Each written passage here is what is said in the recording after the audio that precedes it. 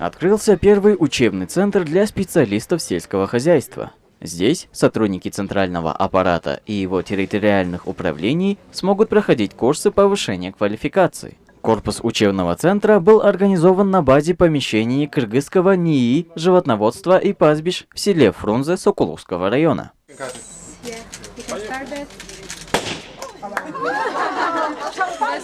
Только здесь надо подготовить сейчас специалистов, модули надо подготовить. И есть такие модули, которые непосредственно институт занимается сейчас по искусственному осеменению, по животноводству мы сейчас проводим занятия.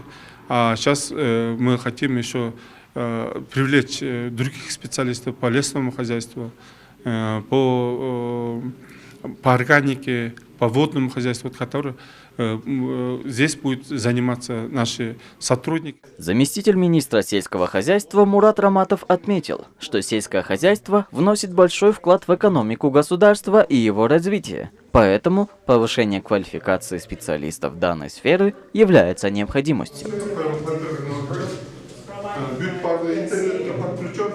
Подготовка кадров, их потенциал, их уровень, это большое значение имеет, поэтому этот созданный новый центр, я думаю, что внесет большой вклад, потому как на сегодняшний день в свете развития цифровизации, новых технологий мы должны подготавливать новые профессиональные кадры, в том числе повышать уровень работающих на сегодня сотрудников.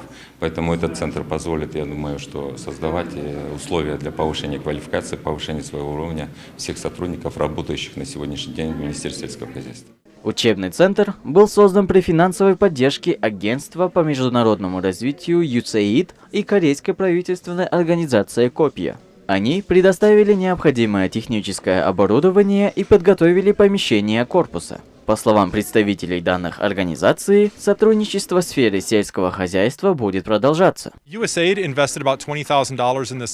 Мы направили $20 тысяч на реконструкцию учебного центра. Рассчитываем, что в следующие 3 года здесь пройдут обучение 800 специалистов. Мы также разработали учебные программы и модули. Специалисты, после того, как пройдут здесь обучение, смогут использовать полученные знания на практике.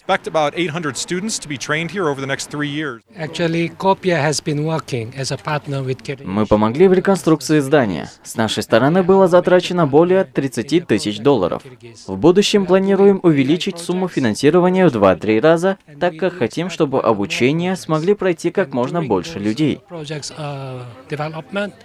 Учебный центр рассчитан на 20 слушателей. Тренинговые курсы продолжительностью от 3 до 7 дней будут проходить по разным направлениям. Для удобства обучающихся здесь обустроены спальни, комнаты и кухня.